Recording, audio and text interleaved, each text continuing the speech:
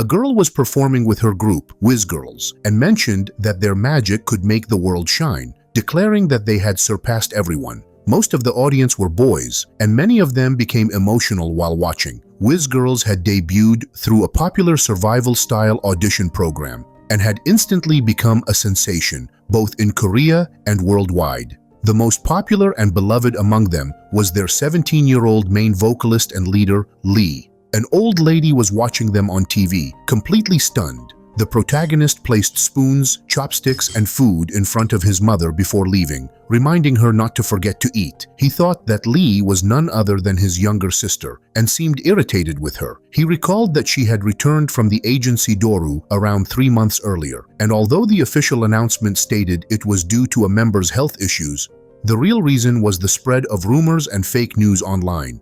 TV programs also began targeting her, treating those rumors as facts. On YouTube, accusations as serious as school violence and drug use, things too severe to even say aloud, were being thrown around. They kept telling Ah-jin that all of it was false, and he agreed while watching the news. He believed that as long as their family stayed united, they could overcome anything. But the world refused to trust his words and chose to believe the rumors. When Ah-jin went to school, he noticed the boy sitting next to him looked uncomfortable, and he pointed out that the boy didn't need to say anything for him to understand. Soon, the bullies of Class 3, Section 2, Gwak-kitai, and Hambagan approached Ah-jin, greeting him with a good morning. Gwak said that Ah-jin's sister was really hot. Ah-jin grew furious. Gwak then wondered if Ah-jin thought of himself as some kind of celebrity. Baegun smirked, commenting that it looked like celebrity syndrome. Gwak asked Ah-jin whether he felt famous now that people recognized him, and added that it might feel real once Ah-jin made the news like his sister. Ah-jin grew angrier, but forced himself to calm down. He told Gwak to shut up. Gwak remarked that Ah-jin had quite the glare and told him to work out instead. Still curious about Ah-jin's sister, he asked for her number, insisting he wasn't a bad choice. He added that since Lee was a celebrity,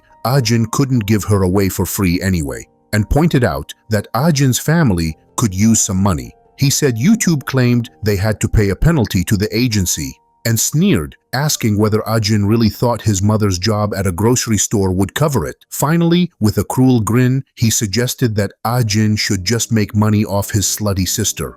Enraged, Ah-jin grabbed Gwak's collar and shouted at him to shut up. Gwak, unfazed, seized Ah-jin's collar in return, taunting him, saying it seemed like someone was ready to fight. Once again, demanding Lee's number, Ah-jin shouted at him to shut his mouth. Just then, Gwak swung a punch, but Ah-jin dodged easily, countered with a punch to his face, and struck his head, knocking him back. Baegun remarked that some idiots bark but don't bite. Gwak, bleeding from his nose and mouth, called him a pig, told him to shut up, and swore that he would kill Ah-jin for sure. Someone stepped in to stop the fight. Ah-jin shouted, asking what wrong his mother and sister had ever done. Gwak yelled back that both of them were nothing but bitches. The boy who intervened asked Gwak if he wasn't crossing the line. Gwak admitted it, but added that families like Ah-jin's needed to be taught a lesson. The boy slapped him, saying he was talking to him, and asked if Gwak needed to hear it twice. That boy turned out to be Min-jae, the leader of the bullies. He looked at Gwak's face and remarked that people might get the wrong idea. He said he was only helping Gwak's broke family, pointing out that Gwak shouldn't be going around hitting people if he couldn't pay compensation. He reminded him that it was only thanks to him that Gwak had been able to save some money,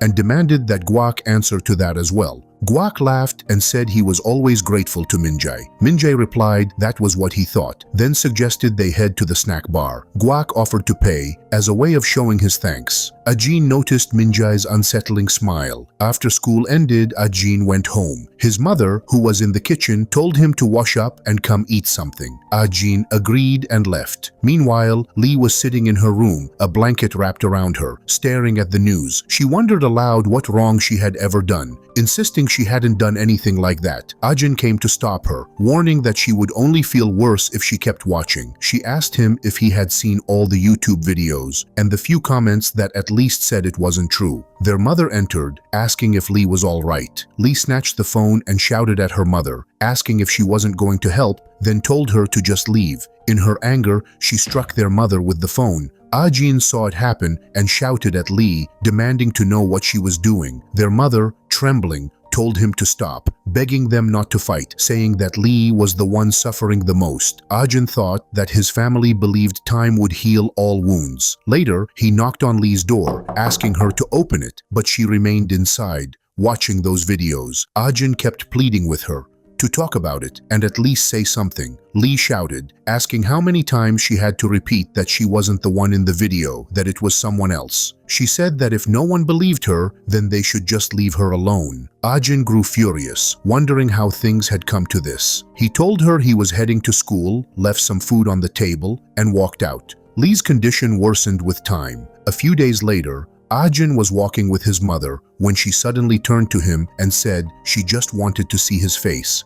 She hugged him, wished him a good day at school, and told him to stay strong, assuring him that she was always there for him. Ajin agreed, but then noticed people nearby glaring at them while watching YouTube. They whispered that this was Lee's family, calling it live stream material. Soon, a group of people rushed over, started a live stream, and announced to viewers that the brother and mother of idol Lee had just appeared. They called them a criminal family, promising a real-time truth bomb interview, urging viewers to send donations so they could ask questions on their behalf. The questions came quickly, all filled with accusations. Someone asked if it was true that the family had helped Lee obtain drugs. Another called them a trashy family. One man said all the women watching were waiting for Lee's mother's answer. Another insulted her and demanded she speak, warning her not to ruin their broadcast by walking away. Lee's mother told them to listen carefully, insisting her daughter had never done such a thing and never would. Ajin shouted at her not to say anything more, pointing out that they weren't even real reporters. His mother silenced him, telling him not to interrupt. She continued, explaining that Lee had always been a good child, who never once caused trouble growing up. Ajin urged her to ignore them, saying they were only mocking her, but Lee was watching from the window. Tears streamed down her face.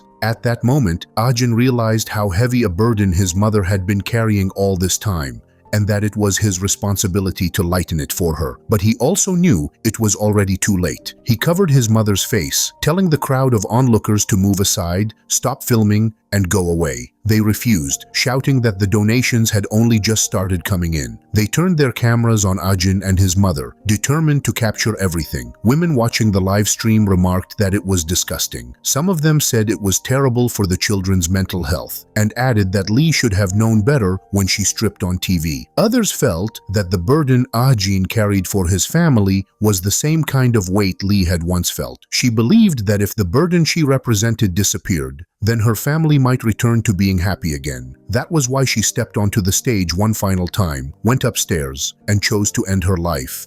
As the teacher was about to begin his class, he noticed a vacant seat, wondering who was supposed to sit there. The boy next to it hesitated, and Begin quietly asked if the teacher knew Ajin's younger sister. At that moment, Begin was watching something on his phone, with Guak peering at it as well. The teacher asked what they were watching and what it had to do with that girl. Meanwhile, in another classroom, Minjae was also watching the same live stream. He told the others that Ajin had gone to save his sister, who was about to commit suicide, and that many people were streaming it live. On the stream, a man insulted her, calling her a bitch, sneering that dying wouldn't fix anything, asking what the victims were supposed to do. Another person mentioned he had just donated 100,000 won, thanking the boy who had sent in the money. Another man on the live stream announced that it was breaking records, urging everyone to hit the like button. Someone else muttered, asking why they had to witness someone dying that day. A worried lady told the others to call the police, while another woman admitted she had already done so, but added coldly that if Lee jumped, the property value in the area would drop drastically. Ajin finally arrived and shouted at Lee not to do it, begging her to come down because it was dangerous, telling her to return home. Suddenly, someone bumped into him, causing him to fall. As he tried to get up, a man shoved a camera in his face, exclaiming that it was really him, Lee's brother. He sneered that while her brother had been busy running away, the younger sister had ended up like this. Ajin shoved the man back, shouting at him to get lost, accusing him and people like him of driving his sister to this point. The man's camera and gimbal broke. In a rage, he swung at Ajin, calling him a psycho. Another onlooker shouted that the perpetrator's family was now picking a fight. One person suggested stopping the recording, but someone else insisted it was too good an opportunity to miss. The live streamer kept hitting Ahjin, who was overwhelmed by flashes of family trauma. In his fury, he struck back with his elbow, knocking the man to the ground. The crowd fell silent, stunned. Standing alone, Ahjin declared that Lee had told them she hadn't done it. He shouted that Lee would never do such a thing. He reminded everyone that she couldn't even attend school, so how could she have bullied anyone? He asked if they had seen it with their own eyes, accusing them of only wanting more subscribers and donations. He demanded they stop interfering in someone's personal life and leave.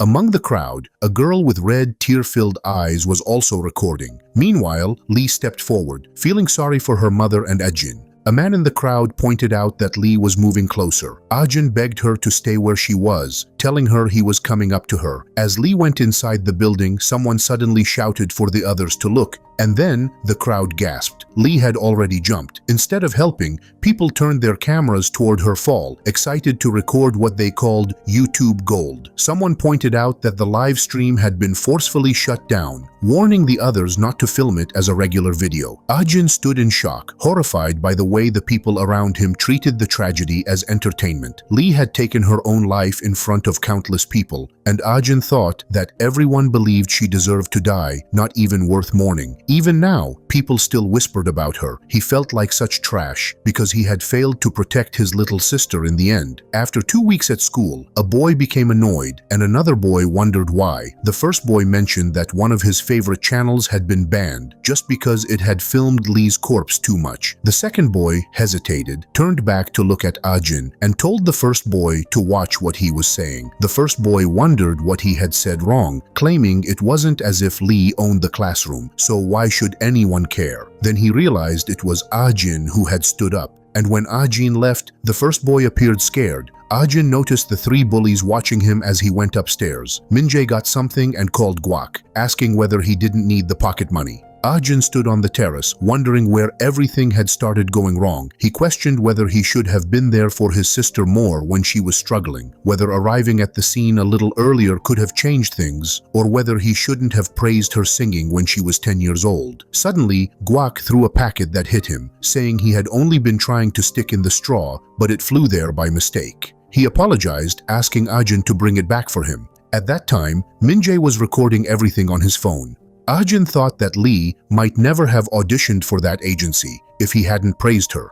Guak approached him, saying he would grab it himself and that if Ahjin touched it, his bad luck might transfer to him. Then Guak slapped him. Bagan laughed, saying that Guak had already touched Ahjin by hitting him. Guak agreed, slapped Ahjin a few more times, and seeing no reaction, punched him, wondering if Ahjin was trying to act tough like last time. Ahjin thought that a loser like him, who couldn't even protect his sister, probably shouldn't have been born. Guak attacked him again, making him fall, punching him repeatedly. After some time, Minjae stopped recording, saying it was already enough and they should leave.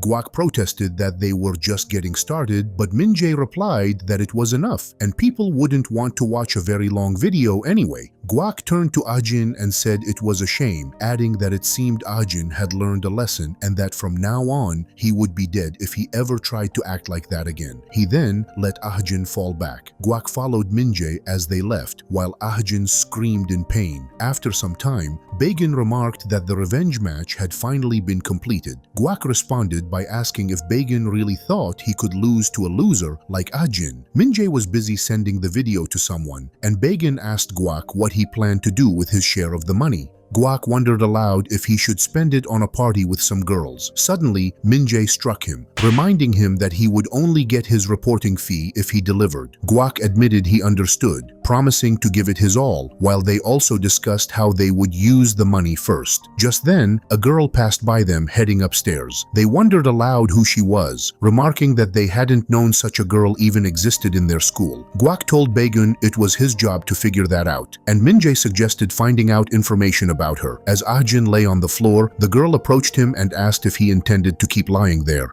He wondered who she was, but she shouted that it didn't matter. She said the people who had killed his brother were in their school. Meanwhile, Min-jae was on the phone with his boss, wondering if the boss had seen the video of Ah-jin being beaten. The boss sounded angry, telling him that beatings didn't trend on YouTube. Min-jae argued that he had worked hard on it, asking if it could at least earn him a small fee. The boss ordered him to create something decent, warning him not to make him repeat himself. Min-jae agreed, wished him well, and ended the call, wondering what those people had meant when they said Ah-jin would make them pay. The girl placed her hand on Ah-jin's shoulder, asking how much that was supposed to be worth. He was shocked to see her. She repeated the question, asking how much it would be worth, but he didn't hear her speaking to him. Ah-jin was confused by what the girl was saying, and she admitted it was a long story, but hesitated to explain further. He smiled faintly and asked if she thought it was only the kids at school who were responsible. He pointed out that even the neighbor lady, her husband, and the elementary school children nearby had stood by while Lee suffered. He wondered aloud, what had any of them done? Had anyone ever listened when Lee said it was all unfair? Tears began to fall as he added that they didn't even know who the girl was, but she was no different. She had simply stood and watched as well. The girl grew angry at his words, though she held back, saying she had a lot she wanted to tell him,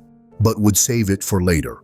Ah-jin was 15 years old, a second-year student at Songha High School, and the older brother of the bright and idealistic Lee. Her death marked the beginning of something darker, and the next target was clearly going to be Ah-jin. From how he had acted during his sister's incident, it was obvious he wasn't the type to be easily pushed around by bullies, which meant the ones targeting him must have been connected to someone bigger. The girl decided to start by digging into Min-jae. She overheard Min-jae complaining that he had worked so hard on the video, demanding his fee. Approaching him from behind, she questioned him about the coverage fee, her instincts sharp as always. She wondered how much it was supposed to be worth. Surprised, Min-jae admitted she had scared him, then asked if she even knew what she was talking about. He teased her, saying that if she wanted to buy it, she should name her price. She told him it would cost 500. When she pressed him, asking if he couldn't give a schoolmate a discount, he smirked, lit a cigarette, and looked her over. Then, he suggested 50 off for each time she let him touch her. Disgusted, she punched him. She warned him not to harass her and added that he was the one still carrying a weapon behind his ears. She snatched his phone, telling him she would ask for the details later. Meanwhile, in another part of the school, Guak was wandering around, asking where Min-jae was. Baegun told him Min-jae had probably gone to smoke. Stretching, Guak said he could use a smoke himself, but a teacher shouted at him, demanding to know why he was leaving during class. Guak ignored the teacher. Baegun covered for him, saying he needed to freshen up. As Guak headed out, he noticed the same girl and asked what grade she was in. She only glanced at him, shoved him aside, and told him she didn't care who he was. Guak frowned, muttering to himself, wondering what kind of crazy kid she was. Min-jae came over and told Guak to catch the girl. Guak was shocked, wondering if Min-jae was serious, but Min-jae shouted at him to do it immediately. Guak rushed forward, saying he would, but demanding extra payment this time. He moved to capture the girl, but she suddenly dodged, slipped behind him, and made him fall. She teased him, asking what he was doing lying on the ground. Angered, Guak yelled that he would kill her. She provoked him again, daring him to try it right then. Min-jae attempted to catch her as well, but the girl leapt out of the window. Min-jae turned on Guak, asking if his muscles were useless since he couldn't even catch her, and ordered him to hurry and chase her down. Guak agreed, and the two ran out after her. Min-jae demanded she return his phone, warning that if she were caught, she would be dead. But she ignored him. She turned sharply, and when they followed, they were shocked to see her riding a motorcycle, speeding away with the phone in her hand. She declared that she would make good use of it. Meanwhile,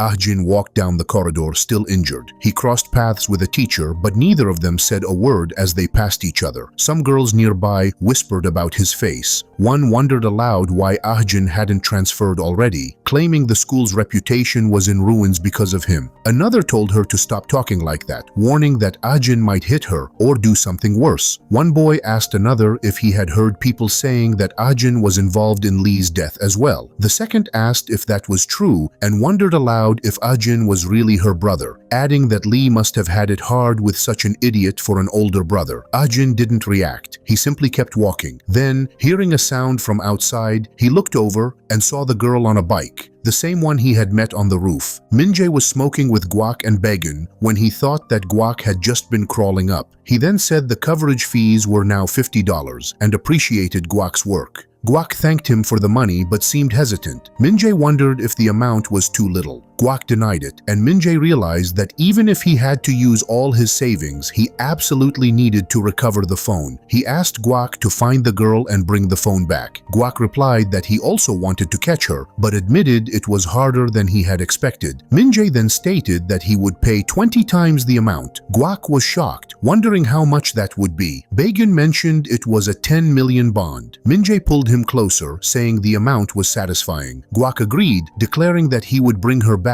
even if he had to break his arms and legs. As Guak was leaving, Min-jae told him not to touch his face. Guak agreed and took Baegun with him. Baegun mentioned that he would buy a new Gucci clutch the next day. Min-jae understood that Ajin would now be dead, though they wondered how they would contact him. Guak said he didn't know, so they suggested messaging Ajin on KakaoTalk. The scene shifted to Ajin, who was walking alone. Thinking that Lee must have seen it too, he recalled the time he was beaten. Realizing that no matter how much he had screamed, no one would have listened. Suddenly, Baegun appeared and struck him, wondering what would make him snap out of it. Before asking Ajin something, he showed a picture of a girl and asked if Ajin had seen her before. Ajin looked at it and said he wasn't sure. Baegun explained that the photo showed her heading towards the rooftop and thought Ajin might have met her. Since Ajin didn't reply, Baegun wondered if he even knew what grade she was in. Ajin denied it. Baegun commented that her body was still amazing even when looking at the picture again and again. As Ajin was about to leave, Baegun stopped him by placing a hand on his shoulder, asking why he was in such a hurry. He added that Guak actually wanted to apologize for going too far and requested if Ajin could spare just 5 minutes. Ajin hesitated, but Baegun said he could take him if Ajin was fine with it. While waiting at a spot, Ajin noticed that Guak was getting late. Baegun offered him a cigarette, saying that if he waited a little longer,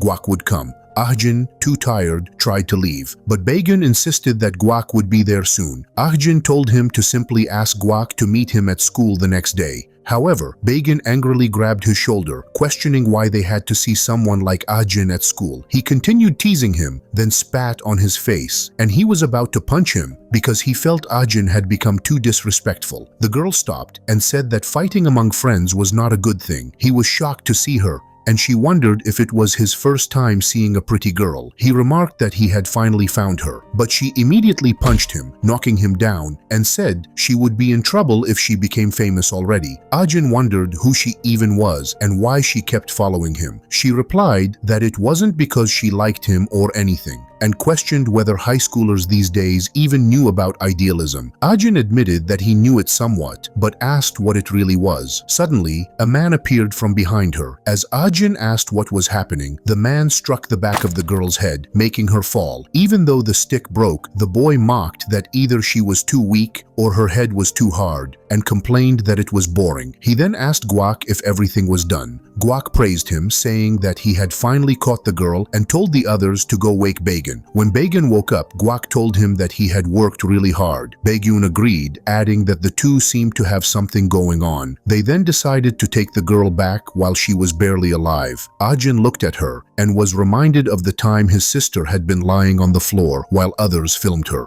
Guak went to Ajin and apologized for what had happened earlier at school, but then asked if the girl was a transfer student or someone from another school, since he truly didn't know who she was. He explained that he had only stepped on her foot. Ajin also said he didn't know her. Guak wondered if that was really true, then punched Ajin while questioning whether he genuinely didn't know. He added that since they had plenty of time, they could keep beating Ajin until he revealed who the girl was. Ajin only glared at him, which made Guak remark that Ajin was clearly not lying again, and then he punched him several more times, demanding to know the girl's identity. Baegun commented that it was a nice hit and told Guak to keep going. A junior boy remarked that Ajin might die at that rate, but Baegun replied that Ajin wouldn't because he was tough. Guak grabbed Ajin by the collar, telling him it would be easier if he just revealed who the girl was. Ajin insisted again that he didn't know, so Guak delivered a brutal punch to his face, knocking him down nearby. He then ordered another boy to fetch the girl and check if she had a phone. They all dragged her over, struggling because she was surprisingly heavy. One boy found a phone and asked if it was the right one. Guak confirmed, took it, and said he would give them an extra bonus bonus for that. Begin seemed pleased, praising them for doing a good job. Guak then told them to stop fooling around and send a message to Minjae about it. Suddenly, one boy pointed out that the girl wasn't breathing. Shock spread among them as they wondered if she was actually dead. Someone muttered that they were all in deep trouble. A boy dropped the girl and declared that he knew nothing before leaving. A junior then grabbed Guak by the collar, warning him that if his father found out, he would be dead too. Since it had been Guak's order, he should also take responsibility. Guak slapped him, called him a coward, and said those so-called weaklings were just scared. He insisted that people didn't die so easily and told them they could check for themselves if they didn't believe him. Begin suggested leaving it to him, saying he would check. But Guak shoved him back, wondering aloud if the girl thought they were stupid, pretending to be dead. He added that if they beat her more, she would come back to life. As he leaned closer, the girl suddenly bit his hand hard, telling him he had no chance. Guak exclaimed at the strength of her bite, but before he could react, she kicked him in the groin, saying he should take that hit too,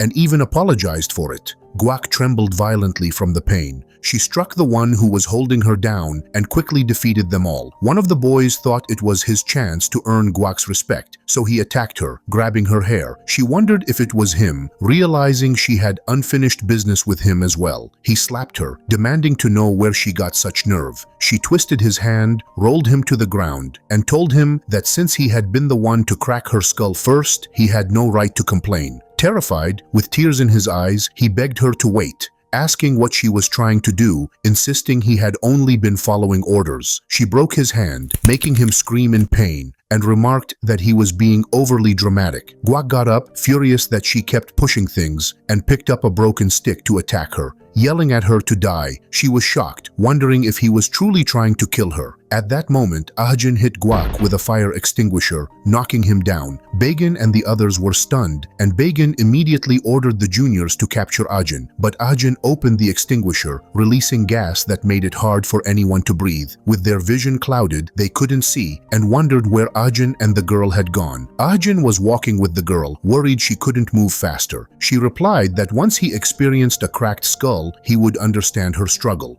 Supporting each other, they tried to escape. She asked him to let her go, but he told her they needed to get out quickly. When she climbed into a car, she wondered what he was doing and asked if he wasn't coming inside. Ahjin stood there in surprise, staring at the car. They both left the place, and Ahjin kept wondering if a high school student could really drive. The girl then revealed that she wasn't actually a high schooler. Even though she looked young, Ahjin questioned how she had managed to enter the school, asked about her uniform, and wondered who she really was. She hesitated, unsure where to begin, but then told him directly that she was also a cyber wrecker. Ahjin was stunned to hear that. Ahjin wondered about it, and the girl mentioned that in the industry, they were commonly known as drivers. She realized she had a nosebleed and searched for something to clean it. Ahjin asked if she had approached him just to film things like the current status of the school bully's family. She denied it, and Ahjin asked if she had anything to do with his sister's death, warning that he would kill her right there. He thought he should kill her, but at least he ought to hear what she had to say about his sister, to clear his mind and listen until the end. She asked if he remembered saying that the people who killed his sister had been at his school. The scene then shifted to Minjae, where Baekhyun and Guak arrived. Worried, Minjae asked about his phone.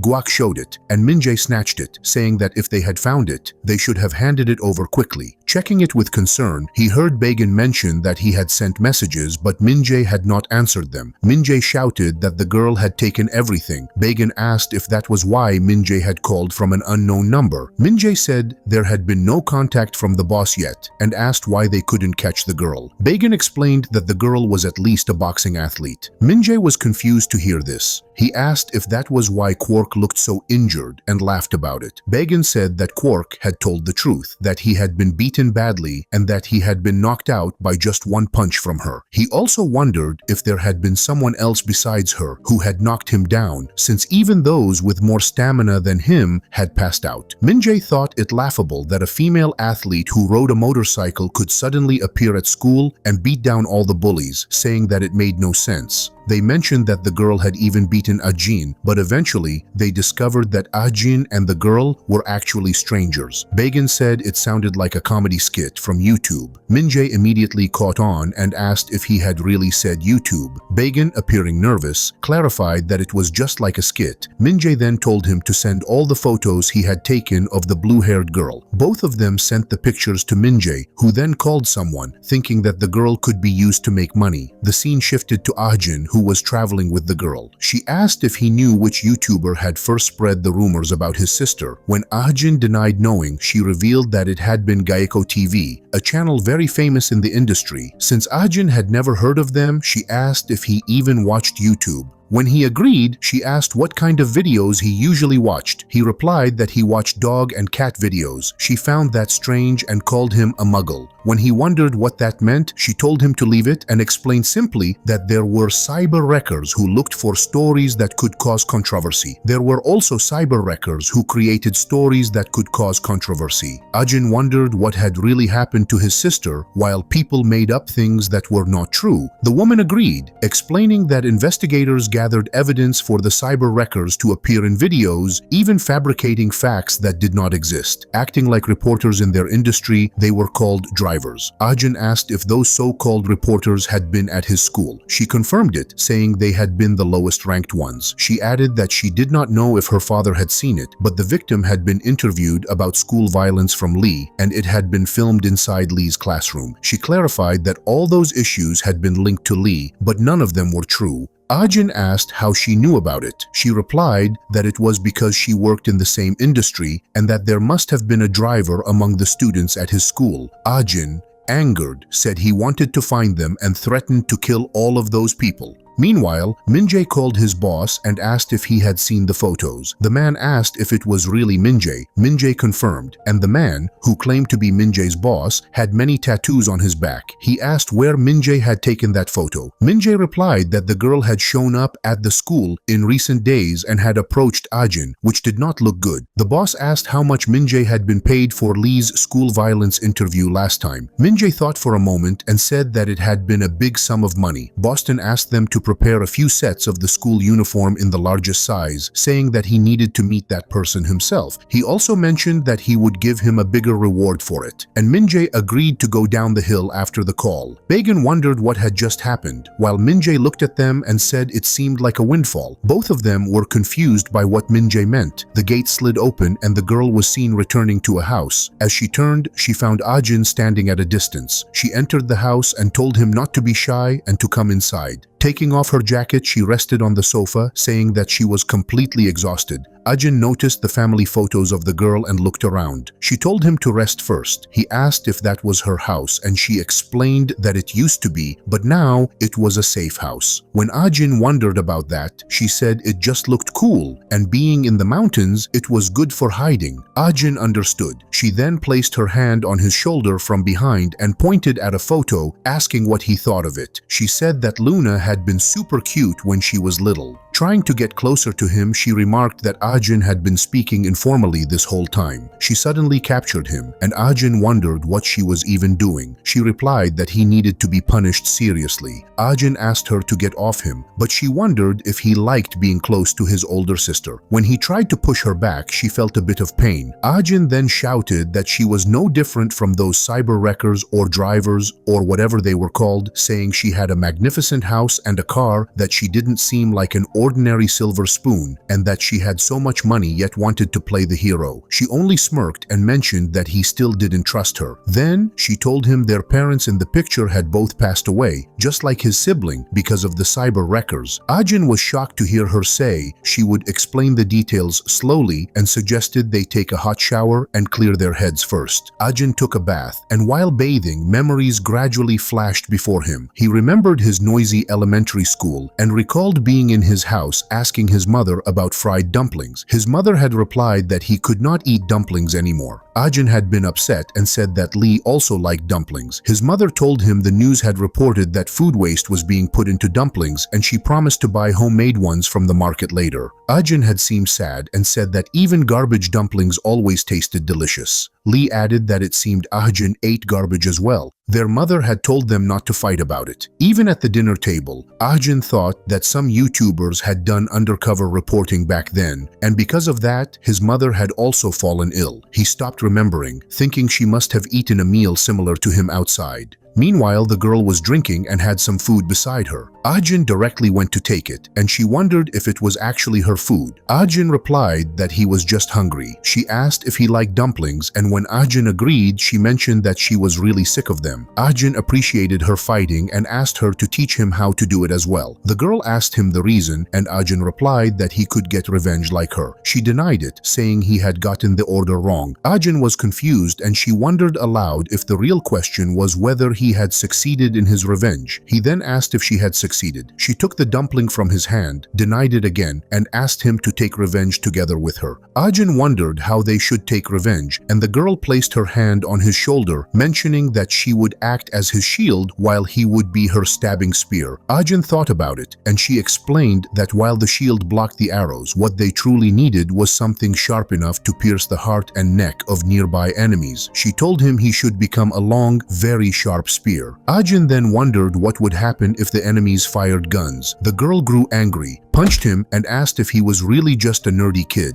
Ahjin quickly asked her to stop, saying he was only joking. After his sister's death, Ahjin was finally able to spend a night peacefully. The girl, carrying her battered red body and weary mind, and Ahjin began to understand what she was fighting for. His suspicions toward her, which had lingered during the day, faded away into the night's darkness. That night, the scene shifted to Minjae, who was talking with Guak and Began. He wondered aloud if, at last, they needed to lure the girl out and hand her over to him, and asked if they understood his explanation. Begun replied that if Minjae did that, he could get a big payout. Guak said nothing, which made Minjae wonder if Guak hadn't understood and why he looked that way. Guak replied that they could simply call the girl out. Minjae grew angry, telling him there was such a thing as timing, and demanded to know what someone like Guak could do anyway. Guak answered that he also had plans. Minjae became furious and was about to hit him, wondering how a plan from someone like Guak could ever work. But Guak stopped him, saying he didn't think he had been paid yet. Minjae pulled his hand back and admitted that he would give the payment to Guak, but only after getting it from Jundo first. Guak wondered if Minjae was saying he didn't have the money right now. Began realized that they were being deceived. Guak added that Jundo had mentioned Minjae could call him immediately. Minjae questioned whether Jundo was really Guak's friend and insisted there had to be a reason to call him. Began understood that they would have to create that reason, and if they messed with Ahjin, Jundo would come out. Minjae then asked what Guak intended to do.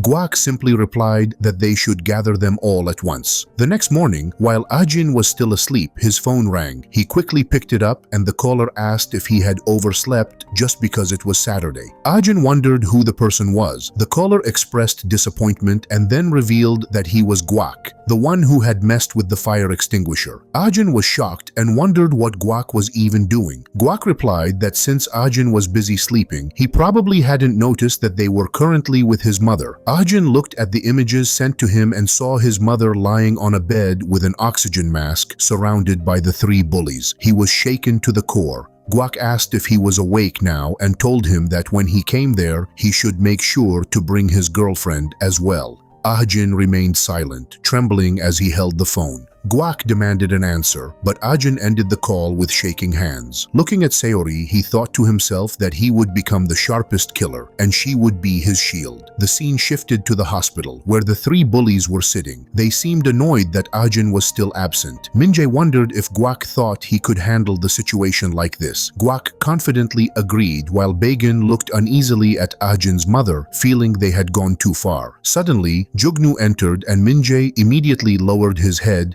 blinked nervously, and greeted him, saying it was nice to meet him for the first time. He introduced himself as the one who had contacted Jugnu, but Jugnu gave no reply and walked ahead. Guak also bowed to show respect, yet Jugnu remained silent, wondering aloud why Ahjin hadn't arrived yet. Minjae quickly replied that it was still early and that Ahjin had just left with his girlfriend. Jugnu then asked whose idea all this was. Minjae hesitated, but Guak spoke up, admitting it was his. Jugnu approached punched him and asked if he had done it because of money. Gwak agreed, still confused about what he meant. Without another word, Jugnu slapped him and reminded him that he had already said he would see him at school. Gwak weakly explained that he thought it would be better if they saw them earlier. Jugnu slapped him again, telling him he hadn't understood a single word. Minjae and Begin were shocked to witness that, and suddenly the gate was opened by Ajin, who was worried about his mother. Jugnu wondered if he was that person. Ajin rushed to check on his mother,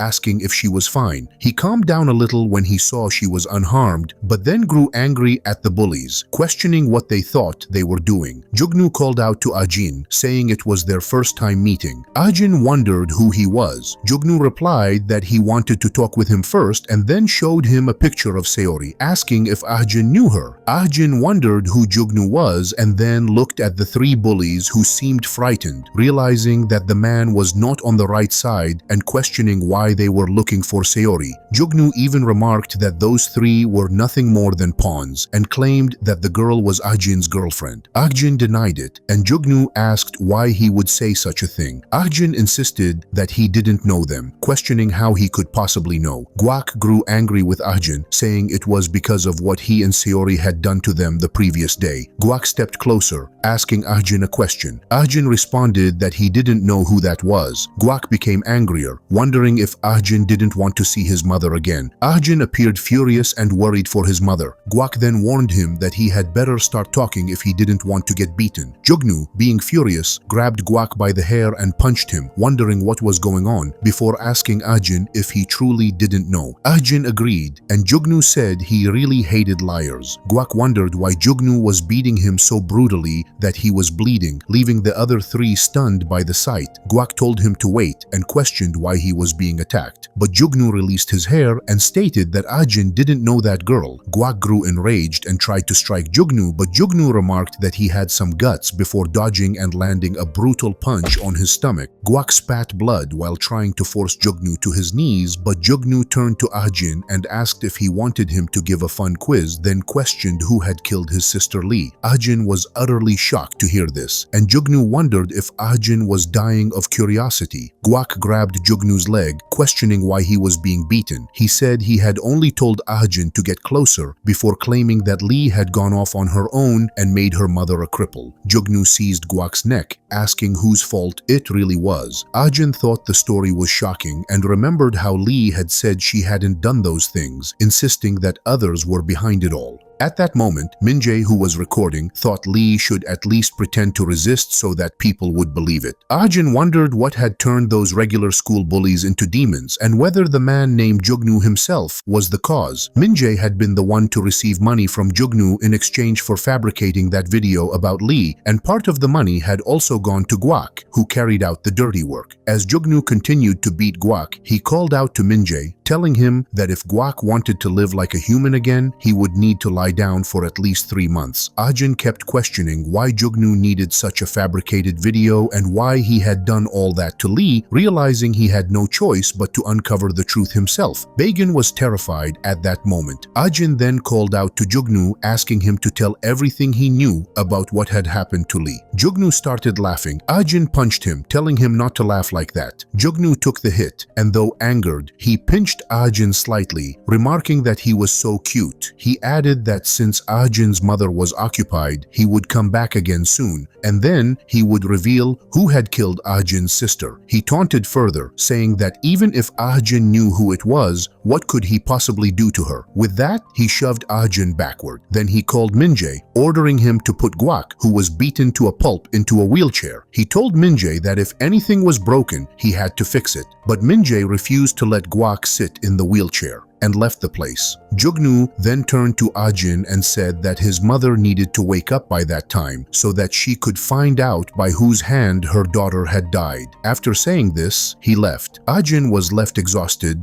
and battered. Suddenly, he felt a finger tap on his back, which startled him, but he turned to find that it was Begin, who had begun crying.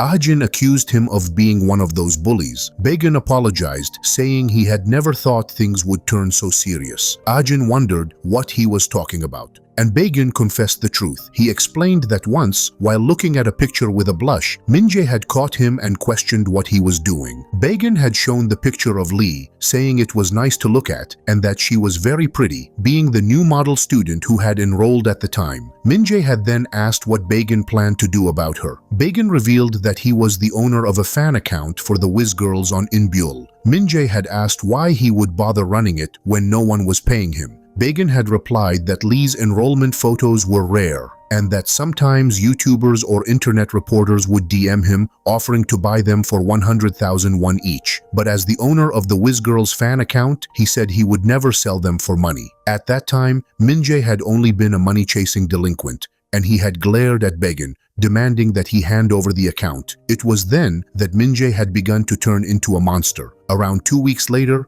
Min-jae struck Bagan, leaving him stunned. Min-jae said he had heard that Lee had come to their school, so he ordered Bagan to take some photos of her. Bagan wondered how Min-jae knew the Wiz Girls' schedule better than a real fan like himself. Min-jae replied that he was only trying to keep up and that he barely received any DMs. Bagan questioned whether it was because there were too many similar photos. In response, Min-jae punched him again, saying he should have taken better ones. Just then, they received a new message on Inbyul, and Min-jae grew excited, wondering how much would be offered this time. The sender requested photos of Lee, promising to pay triple the market price if Min-jae followed instructions precisely. Min-jae was stunned and realized he had only 1 minute to decide. He wondered who this person was that dared to test him like that. Finally, he demanded payment up front and provided his bank details, saying he would do whatever the sender wanted. Within a minute, 3 million won arrived in his account, shocking him further. The sender then gave clear terms. Min-jae was to deliver photos for 10 days straight, with each day's deadline set at 24 hours. The warning was sharp. He would see what happened if he broke the rule. Min-jae was shaken. Bagan asked what was going on. Min-jae suddenly laughed, declaring that he was young and rich now. Bagan later pointed out that the photos Jugnu wanted were not particularly difficult until the 9th day, when Lee was sitting and watching a football match. Min-jae had taken her picture easily while hiding, thinking it was a clever way to make money, and submitted it. Bagan asked if this was really fine, but Min-jae dismissed his concerns, saying no one ever got hurt from taking pictures of celebrities. Still, Baekhyun couldn't shake the uneasy feeling. Min-jae told him to calm down and simply help the boss with his business. Then the boss sent an order for the final picture. But this time it was extremely specific. Lee had to be with several female delinquents, smiling and holding a cigarette.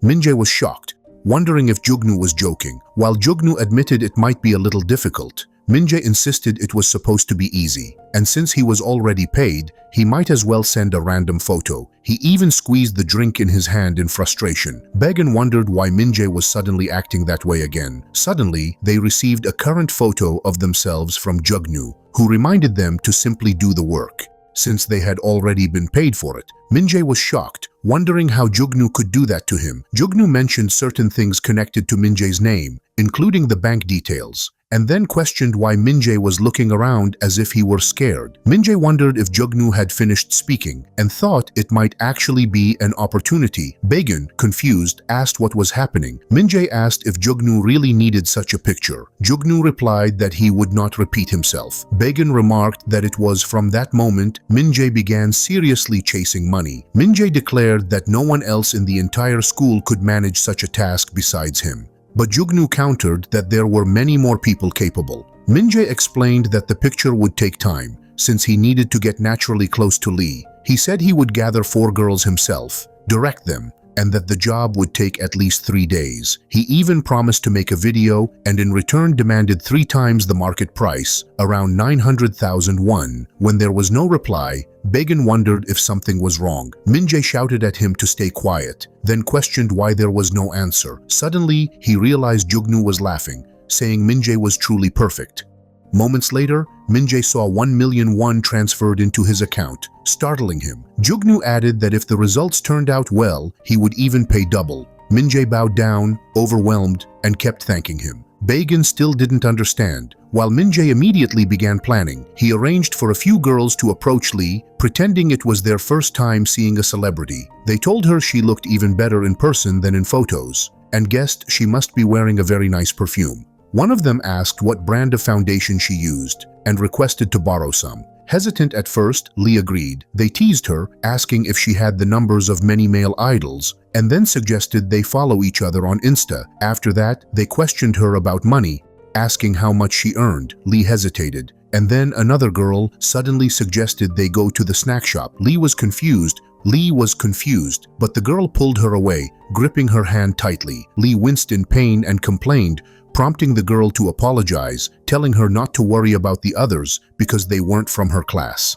Lee accepted and then asked how long she was expected to attend the school. Lee replied it was only to meet the minimum attendance requirement, so she would be there until the next week. She admitted she was jealous of others and asked curiously what people sold at the snack shop. The girl was shocked and asked if Lee had never been there before. Lee admitted it was her first time. The girl told her the tteokbokki was delicious and asked if she had ever tried it. It was revealed that she had no friends. The girl then remarked that it was funny, introduced herself as Hayoung, and extended her hand toward Lee. Lee thanked her with a handshake, after which Hayoung asked if Lee was on a diet or something. Lee replied that she was, but wondered if it would be fine to eat secretly. Hayoung asked if she should report him to that patch, and Lee mentioned that she would be in big trouble if she were caught. Meanwhile, Baegun was following her. Thinking that between the satisfaction of seeing an ideal, he preferred closeness. He told Minjae that it seemed like Hayoung and Lee were starting to get close, and Minjae agreed, mentioning that Baegun was earning his pay for that. Baegun thought that by doing something bad, he had felt conflicted with guilt for a while. After a few days, Lee asked Hayoung if they were not going to the snack shop, and if it was not in the opposite direction of where they were headed. Hayoung then showed a mark on her neck, and Lee wondered why she had a bruise there. Hayoung acted as if she were crying and said that she had already told her a few days ago that the man she called her father had gotten drunk and hit her again the previous night. He wondered if Hayoung was fine and if it was hurting a lot. Suddenly, Hayoung took out a cigarette to smoke, which shocked Lee. Hayoung asked if Lee was her friend, and when Lee agreed, she handed one to her and asked if she wanted it, saying it was just because she was having such a hard time. Lee hesitated at first, so Hayoung laughed and said she already knew Lee was a celebrity and had only been joking. However, she added that if Lee was truly her friend, she should at least hold it, since that would comfort her and make it feel as if they were smoking together. Lee continued hesitating, and Hayoung wondered what she was doing, noticing her trembling hands gripping it tightly. Eventually, Lee took it,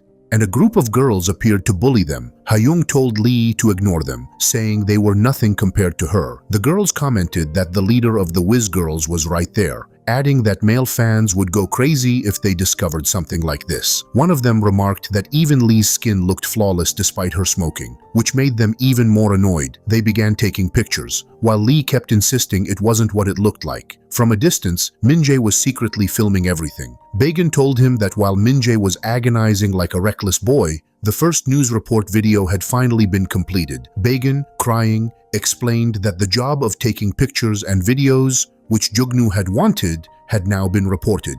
Ajin grew furious, demanding to know what had happened next and what they had done to Lee. At that moment, Saori entered in anger, rushed forward, and kicked Baegun, knocking him down as she asked if Ajin was all right. Ajin collapsed backward, saying that he had heard almost everything, which left Saori confused. Saori asked about the other bullies, and Ajin replied that they had gone after Lee, adding that he was now worried about his mother. She asked if he was all right, but Ajin seemed truly frightened, wondering what would happen if those people came back again, and how he was supposed to protect his mother. Saori tried to calm him down, and as he cried, he slowly regained his senses, but suddenly fainted. Worried, Saori stayed beside him. After some time, she stood in the parking lot. Speaking on the phone with someone, she thanked the person, saying she would take care of the rest, that she would visit with Ajin soon, and that she would call again later. Ajin was lying in her car at that moment. When she noticed Baegun nearby, looking scared, she asked him to come closer. As he did, she realized she was unsure how much of what he had told Ajin she could actually believe. If Baegun replied, he repeated the same thing he had said earlier. Saori wondered what would happen if he was caught lying. Looking frightened, Baegun insisted that everything he had said was true.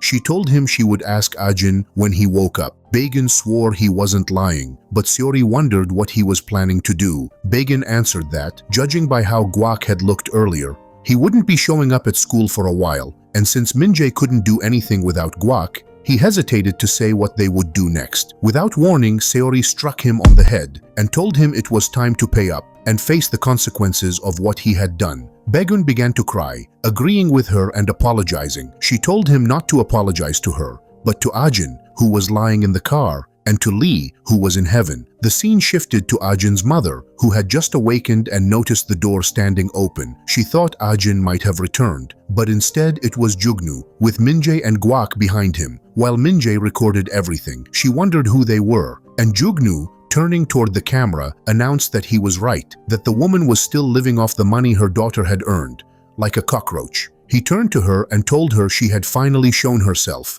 asking if she wasn't ashamed of using the dirty money her daughter had made. Guak insulted her, saying that filthy cockroaches like her deserved a good beating. Jugnu added that cockroaches didn't just get beaten, they were exterminated. He slapped her and ordered her to clench her jaw. From outside the gate, Ajin watched everything. He then saw his sister standing beside him. She asked where he was going and whether he planned to turn their mother into someone like her as well. Terrified, Ajin suddenly woke up, drenched in sweat, and realized it had only been a dream. Confused, he wondered where he was. Seori wondered if Ajin had slept well and added that she was sure he had, since the bed had cost a fortune.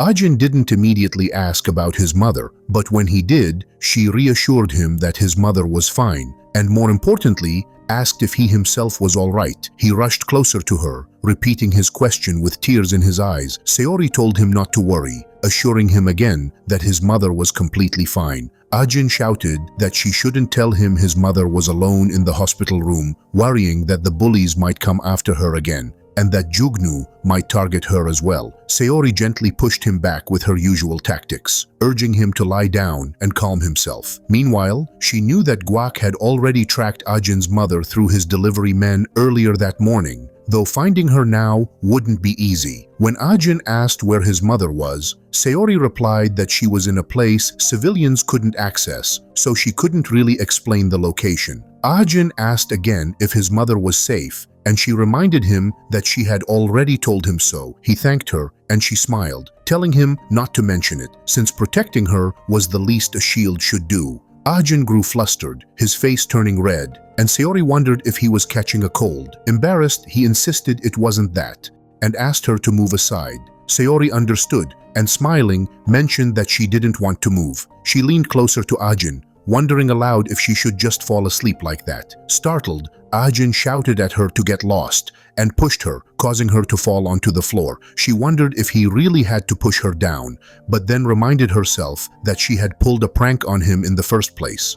What puzzled her more was why she was still smiling, even though her actions had made him so anxious. She told him that he now looked a little better. Ajin agreed, and she said she was going to sleep. Since it was still dawn, she told him to catch a bit more rest, and promised that they would talk in detail once he was up. She didn't turn off the lights and let him lie back down, but Ajin couldn't sleep. He began to cry instead. Seori returned, opened the door, and remarked that it was just as she had expected. She asked if she should sleep next to him, but he only shouted at her to get lost. The next day at school, the teacher was taking attendance. After calling Ajin's name several times and receiving no reply, he instructed the class president to tell Ajin to report to the staff room once he arrived. He also pointed out that Ajin had been skipping classes and announced the shocking news that Guak had suddenly gotten into a car accident. With the school already in chaos, the teacher reminded everyone that if they noticed anything suspicious, they should report it to the office. This was added as part of the morning announcement. Baegun sat trembling with fear, glancing sideways at Minjae. Suddenly, Minjae placed a hand on his shoulder, startling him so much that he screamed. Minjae then asked if they could talk for a while. Baegun looked absolutely terrified. The scene then shifted to Ajin, who was eating with Seori. She mentioned that it was Monday that day. Ajin said he was skipping class and worried that his mother would kill him if she found out. Seori took a call and, pretending to be his older cousin, told the teacher that Ajin was sick and wouldn't be able to attend school that day. She then asked Ajin if she should also call his homeroom teacher to confirm it, but he told her to forget about it. She smiled and said they should celebrate his decision to skip school, promising to give him a special lesson. Ajin wondered what she meant,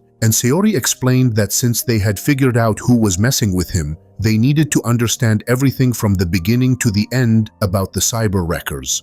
if they wanted to fight back. Ajin replied that even if he learned everything, there was no way he could defeat someone like Jugnu. She told him that the lesson would include physical training as well, reminding him that he had once asked how he could become like her. At the very least, she said, he should be able to protect his own body. Ajin asked if she would teach him that too, and she replied that it would just be the basics, but enough for him to start. After some time, Ajin sat down with a pen and paper, ready to take notes. Sayori acted like a teacher, saying it was the first period, and that they would begin with an introduction to the cyber wreckers. She asked what kind of people they were. Ajin felt the mood change so suddenly that it was hard to adjust. But after thinking, he wondered aloud if they were simply the kind of people who insulted others online. Sayori replied that insults were only their method and pressed him to think about their goal. She told him he needed to know their goals in order to understand their true nature.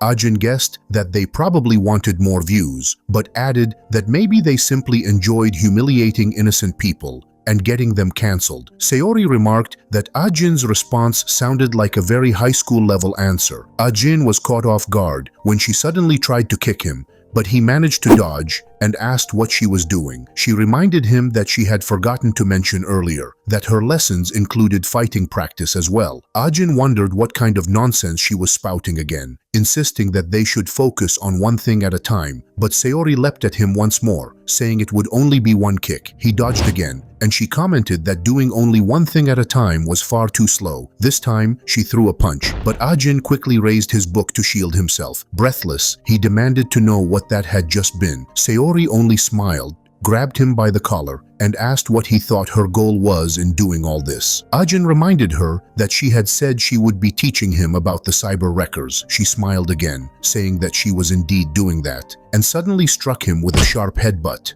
The scene shifted to Minjae and Bagan, who wondered if Minjae hadn't been paid for the scoop. Minjae admitted that it was embarrassing, but that was what had happened. Bagan fell to his knees, making Minjae question what he was doing. Bagan said he didn't need any scoop money or anything else, but asked if Minjae could stop being a bully now. Bagan seemed worried, but Minjae laughed and asked if Bagan was high or something like that. Minjae then stood up and told him that he knew what would happen if he quit being a bully. Bagan, still on his knees, said he would give up all his allowance, become Minjae's errand boy, and do whatever he wanted, but begged him to stop. Minjae asked him to look up and told him he didn't need the scoop money anymore, adding that he would do whatever Minjae ordered. The scene shifted to Ajin, who was sitting with Lisa while nursing an injury on his nose. Lisa mentioned that Ajin seemed to have naturally good reflexes and simply took the hits without even trying to fight back. She said it was no wonder she thought her education was going completely off track. She told him to look at clickbait thumbnails, pointing out that they were almost impossible to ignore and were the videos that gained the most traffic. She explained that because of how the platform worked, higher traffic meant more money. She added that famous people who went live with such content ranted about justice and whistleblowing every day, even collecting small donations from viewers. Ajin wondered if all of it was really about money. Sayori replied that the world ran on money, though there were still people who acted on conviction. Ajin said it all felt complicated. Sayori agreed, adding that matters of morals and ethics were difficult in real life. Ajin asked if he had to keep getting nosebleeds from her beatdowns just to learn. She denied it, telling him he would be going to school the next day and would have to follow Minjae, find out his real nature, and gather more clues about Jugnu. She also reminded him that they would have PE training sometime after school, so he should keep that in mind. Ajin wondered where they would do the training. She simply smiled and said it would take place in the English Taekwondo gym.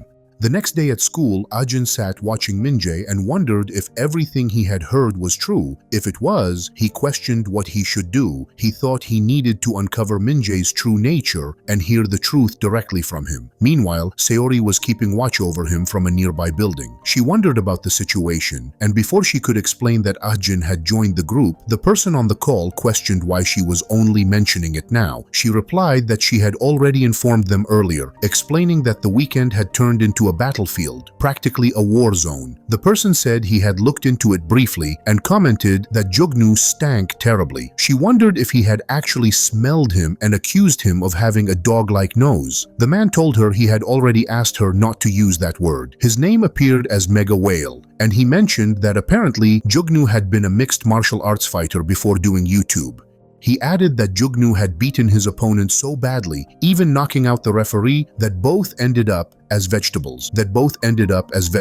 He warned her to try not to run into him and urged her to be careful. She agreed to his command. He continued, instructing her not to slack off in monitoring Ahjin and to remain cautious around strangers, assuring her that he would contact her again soon. She replied that people still couldn't be trusted and ended the call, saying it was too naggy. In the evening, Ahjin grabbed Minjae by the collar, pushed him against the wall, and told him he had heard everything about what Minjae had done to Lee and his family. He said he felt like killing him right then, but first wanted to ask if Minjae felt sorry for what he had done. He then noticed Minjae's tears, and Minjae broke down, crying loudly. Minjae begged him for forgiveness, admitting that even if Ahjin beat him to death, he deserved it, and confessed that he had committed an unforgivable crime. Ahjin told Minjae to stop, but Minjae kept insisting that he would spend his whole life repenting to Lee. Ahjin punched him, telling him to shut up, then struck the wall beside him, glaring as he warned it was his first and last warning and that Minjae should never show himself in front of him again. Minjae dropped to his knees, apologizing and admitting he had been wrong. Ahjin turned and walked away, but after a while, Minjae began laughing, calling Ahjin a loser. Minjae stretched his body and asked Bagan if he had recorded the entire video. When Bagan admitted he had, Minjae demanded the footage, saying he wanted it handed over to him. He commented that it was captured from a nice angle and asked if people called it the probe. Bagan's face was badly injured, and he wondered aloud if it meant Minjae would no longer mess with Ahjin. Minjae replied that it was already more than enough to make something of it. Ahjin sat on the rooftop staring at the injury on his hand. Suddenly, the gate opened and Sayori appeared, asking why he looked so down. He wondered why she had returned to school again. She explained that since he hadn't replied to her texts, this was the only way to reach him. Noticing his injured hand, she asked what had happened. Ahjin claimed he had simply fallen and told her to mind her own business. She questioned whether he really thought she was stupid enough to believe that excuse, pointing out that it was clearly from punching someone.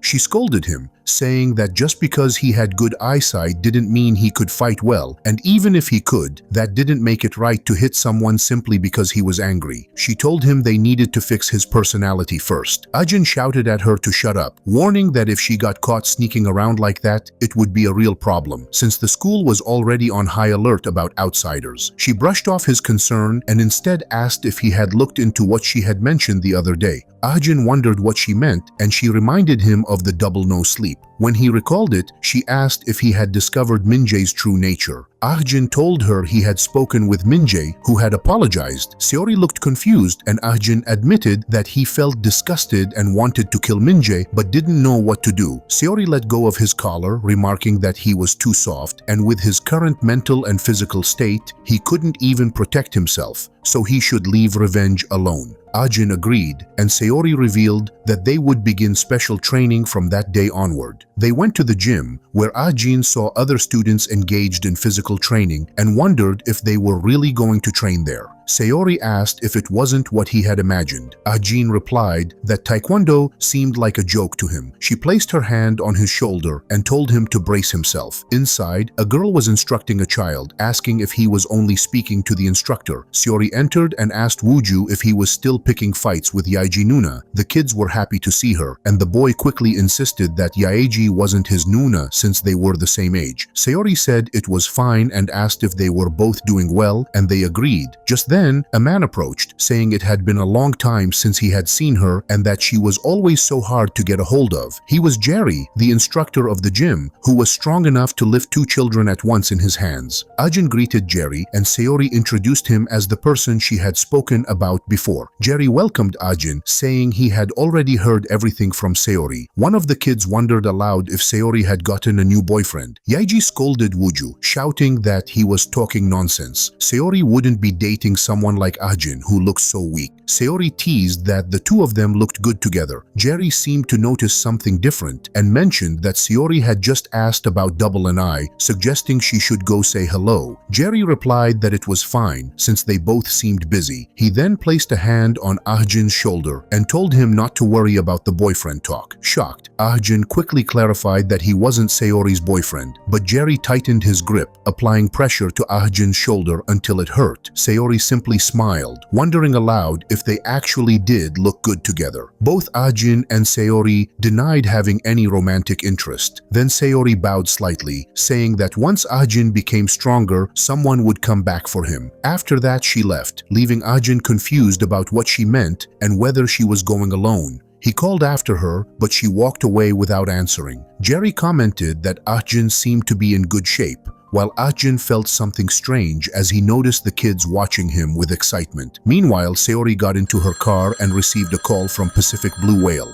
The man asked if she was in transit. She confirmed, explaining that she had just dropped Ahjin off. He told her not to reveal too much to Ahjin about what she was doing. She agreed, but thought to herself that Ahjin already seemed to know a lot. The man then asked what she thought of Ahjin's potential as a driver. Sayori hesitated, saying it was too early to tell. He revealed that he wasn't talking about Ahjin but about Jugnu, who was also a driver, though he avoided mentioning who the wrecker was. He explained that in order to catch the wrecker, they would need to chase Jugnu, and for that, they needed someone like Ahjin. Sayori insisted it was still too early, but the man said he would be the judge of that. He told her to prepare, reminding her that the plan was also revenge for her parents. She fell silent as he assured her he would soon give the order and that he trusted her skills as a driver. She agreed, but after the call ended, she looked visibly tense. Back at the gym, the students were swarming Ahjin, sitting on him and playing around. Wuju shouted for him to hurry and use the lightning boy move, while Yaiji called out, asking him to watch her forms. Ahjin grew irritated as the kids kept teasing him, asking what he meant and demanding he hurry up. A woman entered and wondered who Ahjin was. Ahjin greeted her politely, and she remarked that he seemed like a well-mannered kid. Jerry asked if she had finally arrived, then introduced Ahjin as a friend of Sayori. Wuju declared that Ahjin was Sayori's new boyfriend, but Yaiji shouted again that he wasn't. The woman clarified that Ahjin was the one Sayori had especially asked them to train, and Jerry confirmed it. The lady greeted Ahjin and introduced herself as Jerry Choi Yukyung's wife. Ahjin introduced himself as well, quickly clarifying that he wasn't Sayori's boyfriend. Yukyung teased him, saying it was like the older-younger couple dynamic, just like her and Jerry. She placed her hand on Jerry's shoulder, and Jerry announced that it was time to wrap up and everyone should head home. Yukyung called it a nice deflection and told the kids to slow down. Ahjin finally felt relieved, thinking it was over, but Jerry turned to him and asked what he was still doing, telling him to come along. Ahjin was confused but soon found himself sitting in the car too. Jerry and Yukyung sat in the front seats while Ahjin was stuck between Wuju and Yaeji, who kept bickering with each other. Yukyung checked if everyone had their seatbelts on, and then they set off. Ahjin grew increasingly irritated with all the noise around him. After some time, the students were dropped off and Yukyung praised everyone for their effort. Jerry affectionately told her that she had done the hardest part by driving, which was tough work. Ahjin, still annoyed, thanked her curtly for everything. Yukyung then asked Jerry what he wanted as the winner's reward, and he replied that he would like some magoli. Yukyung scolded him, saying alcohol didn't count as dinner. Ahjin looked outside, thinking that taking care of the kids really required a lot of stamina, but calling it training still felt strange.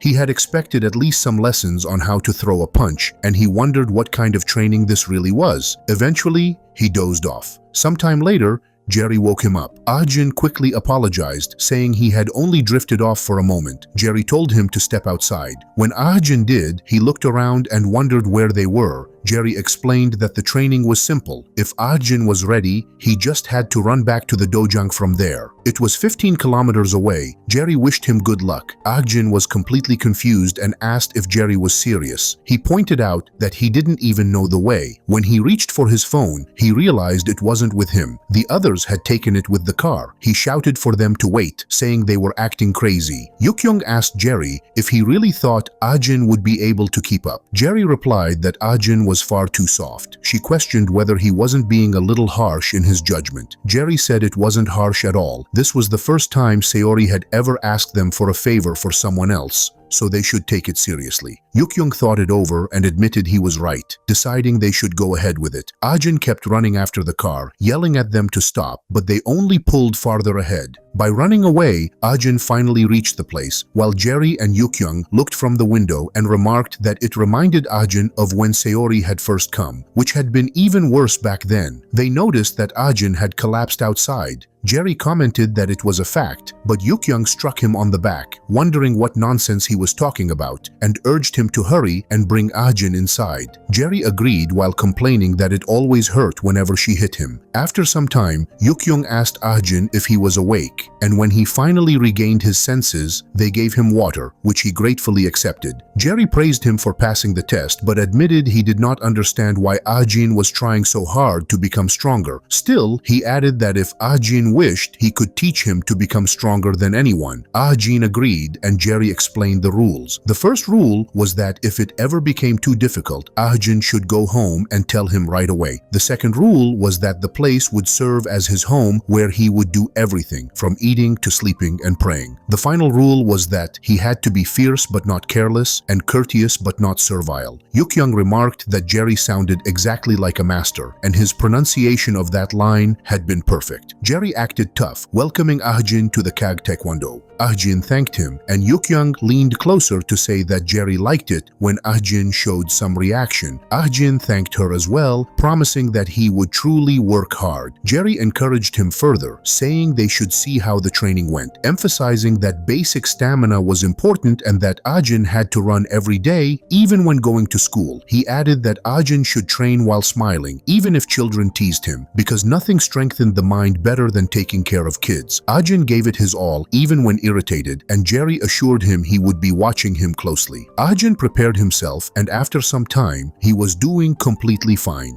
Later, while standing on the school roof, he was on a call with Sayori. She asked how things were going and whether it was bearable. Ajin, drinking as he spoke, said it was hectic, but he had managed to adjust. Wooju and Yaeji sometimes gave him a hard time, but he felt like he was finally getting real exercise. Sayori replied that it was good and then asked about Minjae. Ajin said Minjae was very quiet and he hardly saw him. He then asked about her, and Sayori said she was sleeping well and eating fine. Ajin clarified that he was asking how much she had looked into Junwoo since he had been watching his YouTube videos, but Junwoo did not seem to be getting much attention. She answered that Junwoo was just another unremarkable driver and that she was trying to figure out who was pulling his strings. Sayori then told Ajin to keep listening to Uncle Jerry and promised to buy him fried dumplings soon. The boy asked her to take care of herself, and they ended the call. The scene then shifted to a boxing ring where two fighters were locked in a match. Some students watched it on their phones, commenting that the one with the red punching bag was dominating with technique but lacked power, and they remarked that the veggie guy seemed different now. Another boy asked if they knew that the one who had taught veggie guy martial arts was from their school. The viewer told him to stop with such talk, but the second boy insisted he was serious, revealing that it was Shingil-dong, the one-punch man. The viewer asked if that wasn't just a random terrible YouTuber. A third boy told them to forget it and added that Guak had gone completely crazy and still hadn't been discharged from the ICU. The second boy was shocked, realizing Guak had been beaten so badly. The first one remarked that it had been a while since he had seen Guak at school. The third boy then asked if he didn't know that Minjae had completely crushed Guak, explaining that in the veggie guy video, people said Minjae was a crazy infighter, and though Guak had the longer reach, he had been overwhelmed. One of the boys wondered how badly Guak had been beaten that he was still lying in the ICU for such a long time. The second boy said he hadn't believed it until he saw Guak hooked up to an oxygen tank. The third boy wondered if Guak wouldn't be able to recover and added that he would only believe it once he saw Baekhyun getting his own defeat. The first boy then asked them to hold on, pointing out that Baekhyun was actually an upperclassman from their school. They were surprised and questioned if that was true, even asking whether Minjae had learned from the One Punch Man. Some of them said it made sense.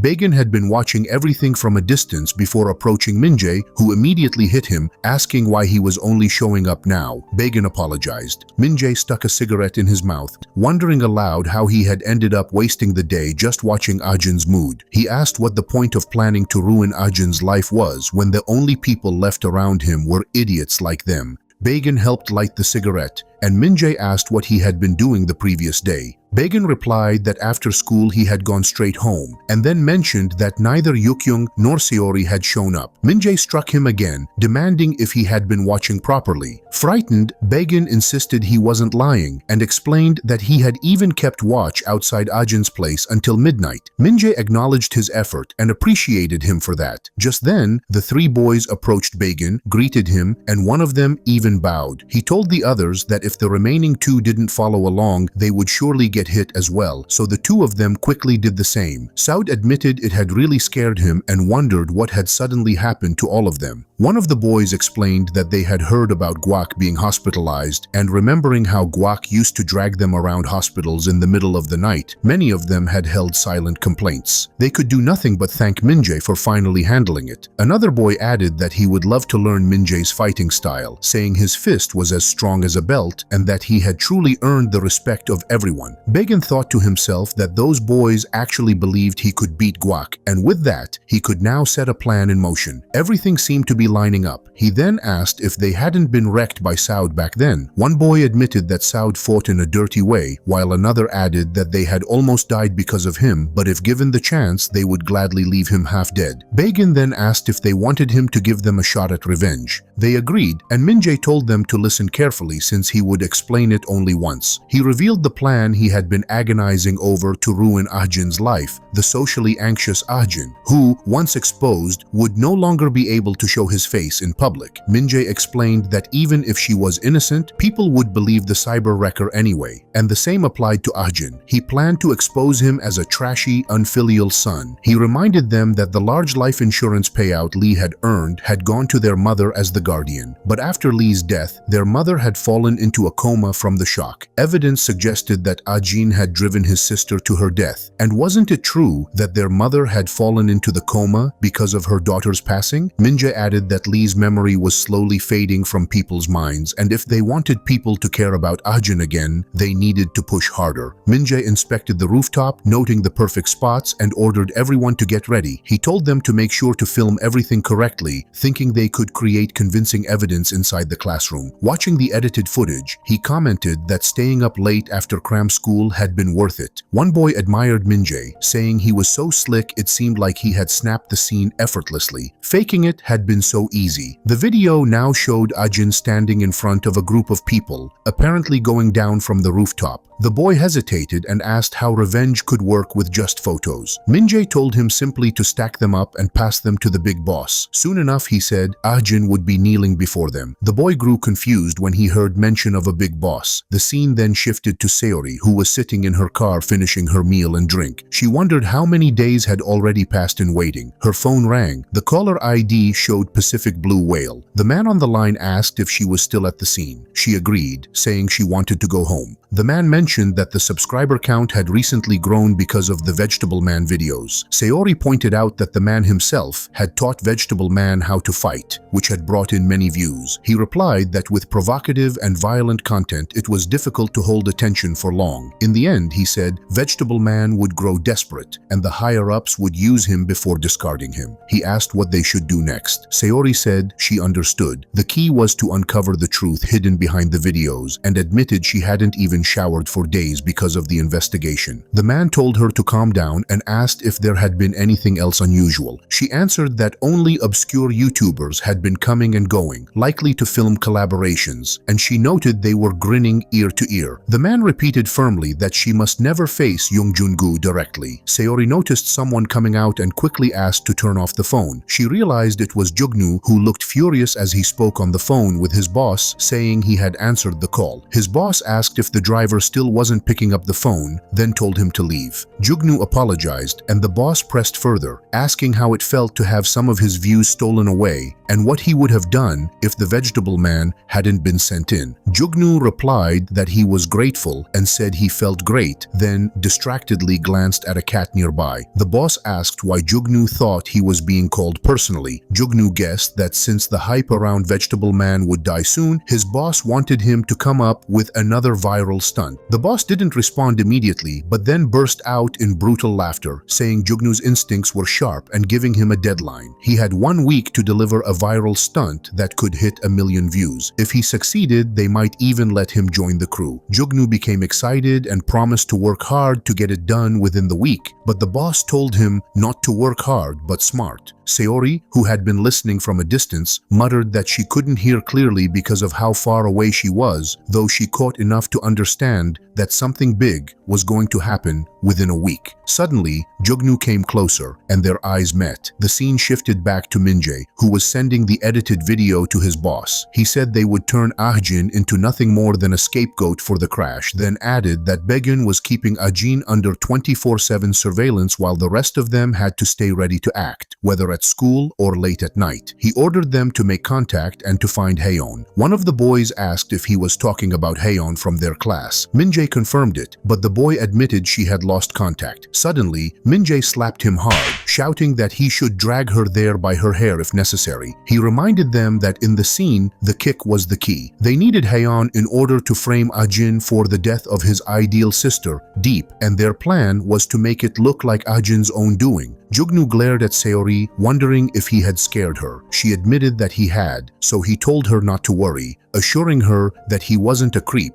but just someone who trained at the gym down the street. She accepted his explanation. Jugnu then asked if she lived nearby, pointing out that it was dangerous for a high schooler to be out alone so late. She replied that she had been looking for a gym, but had discovered it was actually a dojo. She thought it strange that Jugnu had suddenly called her a high schooler. Jugnu told her it was perfect and asked if she wanted to come along to look inside, adding that martial arts burned fat faster and were incredibly fun. She hesitated, saying it was already late and that she would come next time. Jugnu laughed, agreed it was indeed late, and told her to get home safely. She agreed and said goodbye. As he left, he stopped, mentioned that he had forgotten something, and asked her to say hi to Ahjin for him. Saori was shocked to hear that. The scene then shifted to the taekwondo class, where Ahjin was practicing with Jerry. Jerry told Ahjin that he had really improved, though he reminded him that real fighting was completely different. He jumped to kick Ahjin from above, and when Ahjin managed to block it, he was still struck in the chest, sent rolling to the ground, and slammed into the wall. Jerry pointed out that the first failure was in the block,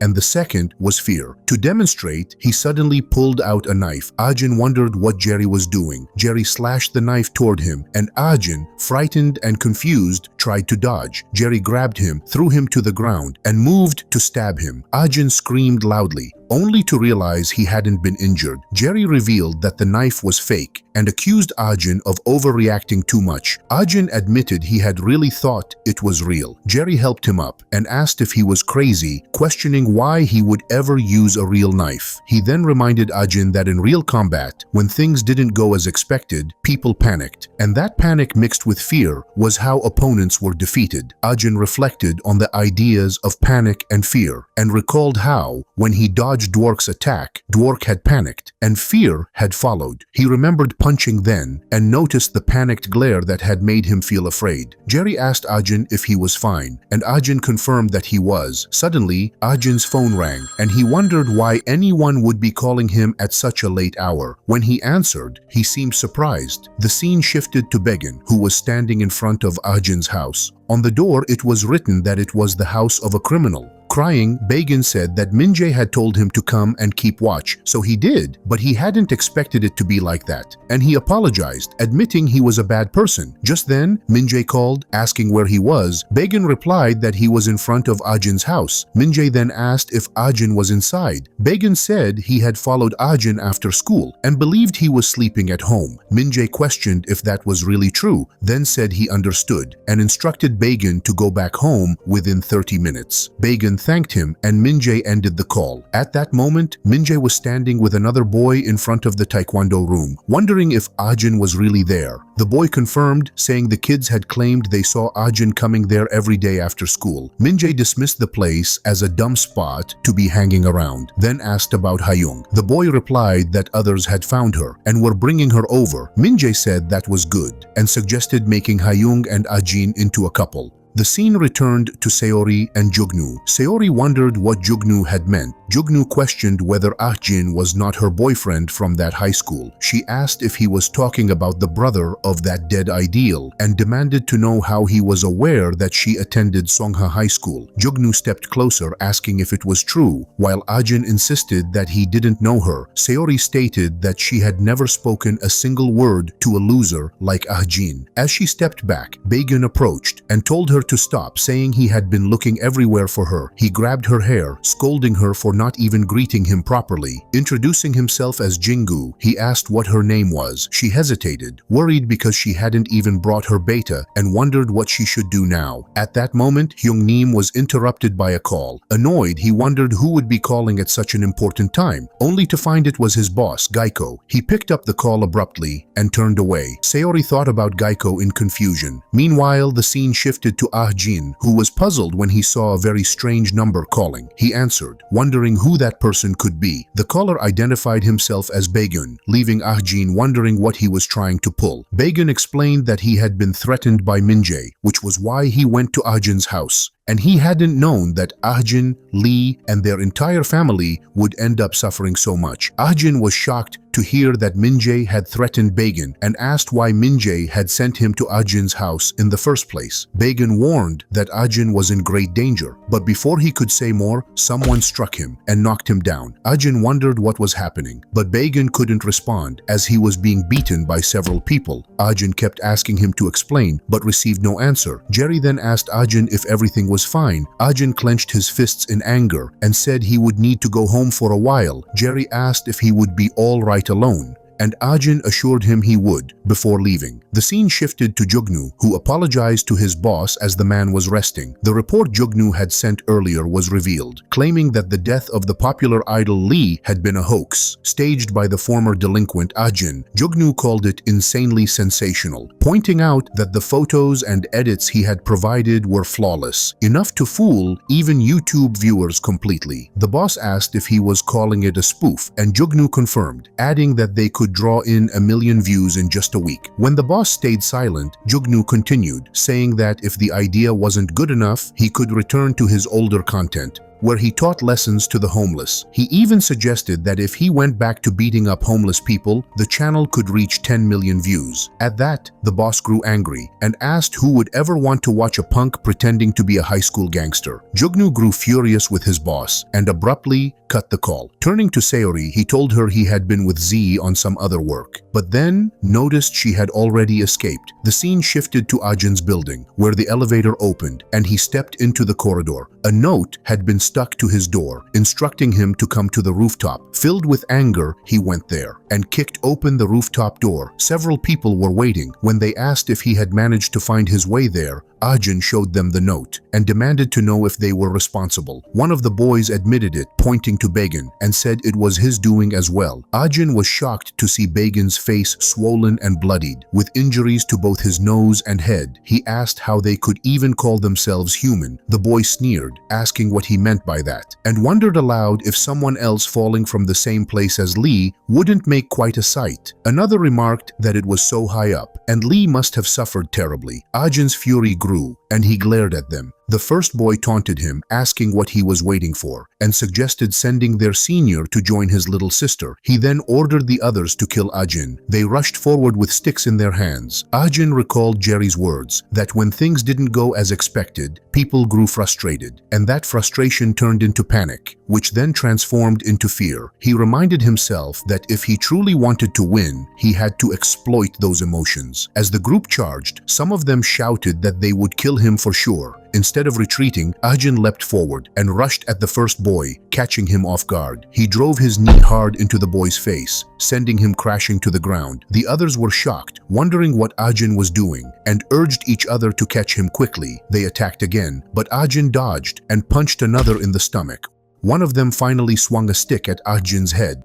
but Ajin blocked with his arm, snapping the stick in half. He glared at them, and fear spread among the group. Still, one man lunged forward. Ajin grabbed the broken end of the stick and pressed its sharp point against the attacker's neck. Terrified, the man froze. Ajin told him that he shouldn't throw such words around so carelessly. He warned that some people truly carried them out, and it was always those left behind who suffered. Tormented by guilt, he asked if they wanted him to let them experience that pain as well. Ajin held the sharp point close to the boy's neck, making him so scared that he started crying and begged to be spared, saying that Minjae had forced them to do it, that it was wrong, and he apologized while pleading for mercy. Ajin shouted at them to get lost, and all of them left except Lee, who grabbed Ajin's leg with trembling hands. Ajin then took him inside his room, treated his wounds, and asked if it wasn't hurting. Baegun apologized, but Ajin told him to forget about it, and wondered what Baegun was talking about. Baegun shouted that Minjae was trying to frame Ajin as the piece of trash who had sold his own mother and sister. Ajin demanded that he explain the plan word for word, without leaving out a single detail. The scene shifted to Minjae, where a boy said he had brought Hyung. Minjae complained that it had taken far too long. When he saw that Hyung was injured, he slapped the boy, wondering aloud why he had ruined her face, which was such an important part, and asked what he had done to turn it into a mess. The boy apologized, saying that Hyung hadn't followed quietly after he found her on the street. Hyung insulted Minjae by calling him an idiot. Enraged, Minjae grabbed her hair and demanded if she thought she deserved a special appearance fee, and who she thought she was, acting high and mighty as if she were worth something. She spit in his face, telling him that he still didn't know why she had disappeared. He kicked her, calling her worthless, and she fell from the blow. Minjae thought that the incident had thrown the entire plan off. Another boy told Minjae that the men they had sent to take out Ajin were now out of contact. Shocked, Minjae wondered what he meant, and thought that if those people ended up waiting around for Jugnu's approval, it would become harder to keep them under control. He then ordered them to listen carefully. With or without the big boss's approval, they would move ahead with the plan to turn Ajin into human trash, as Ajin's skills alone were more than enough to ruin him. He added that even Lee had killed herself because of the video he had made. One boy asked what they were supposed to do with Hyung, since things clearly weren't going according to plan. Hyung said they needed to change it and make Ajin's pitiful girlfriend appear as though she had been beaten and abandoned by her boyfriend. He grabbed Hyung's face and said that it would blow up in views. The scene shifted to Ajin, where Baegun explained that those people wanted to make it seem as if Ajin was dating Hyung, and that he had even faked the insurance payout and inheritance of Lee. He added that the one supporting Minjae from behind was Jugnu. Baegun continued, saying it seemed Minjae still hadn't received Jugnu's approval. Before Ajin had come up to the rooftop, he had overheard them talking about whether the big boss would give the green light to the plan, but another had replied that it still hadn't been done, and that it sounded like Jugnu was taking his time. Baegun admitted he wasn't completely sure, but it seemed they needed Jugnu's confirmation before they could put the plan into action. Ajin got up to leave and asked Baegun to stay there for the night, saying that they would head to school together the next day. Baegun was shocked, while Ajin mentioned that he was stepping out for a while. Baegun wondered what Ajin was planning to do on his own, but Ajin revealed that he wasn't all alone. The scene then shifted to Jugnu, who complained that he was being dragged into a mess because of some high school girl's game. Minjae called Jugnu, greeted him first, and asked if he had seen the coverage material he had sent. Jugnu shouted back, demanding if he looked in the mood for greetings, and questioning why anyone would care about those high school punks fooling around. He asked what made Minjae think people would be drawn to that nonsense, then yelled at him to try using his brain for once.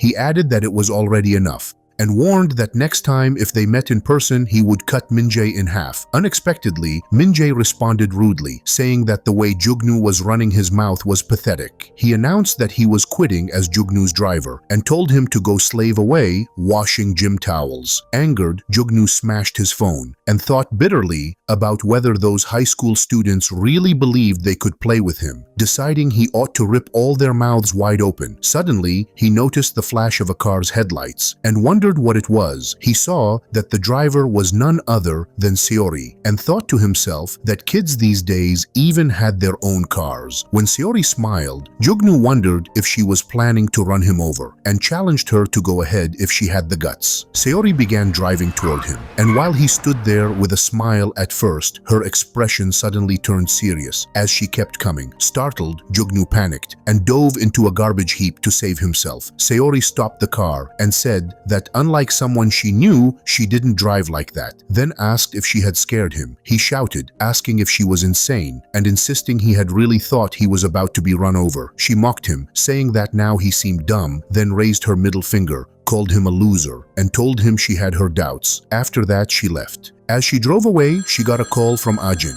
who said it had been a long time since they had met. He called her Nuna and admitted that he needed her help, even though he knew she was busy. She teased him, saying that if he called her like that, it meant he was asking for a big favor. Ajin revealed that Minjae was targeting him. Seori laughed it off, saying it sounded like Ajin was getting popular, but he told her it wasn't the time to joke around. She then revealed that she had been chatting with Jugnu for a while. Shocked, Ajin wondered if that was even possible. She assured him that Jugnu was going to show up in front of them soon, without them having to do anything. Ajin asked if she was certain about that. The scene then shifted to the Taekwondo hall, where Jerry was working, when he suddenly sensed something dangerous.